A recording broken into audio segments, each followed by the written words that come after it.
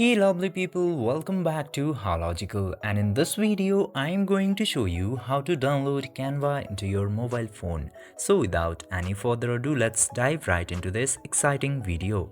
Now in order to download Canva into your mobile phone, you just simply have to open this Play Store application at first. Then after opening the Play Store application, this type of home page will appear. Now into here you just simply have to tap into this search bar at the top, and after tapping into there, simply search for Canva.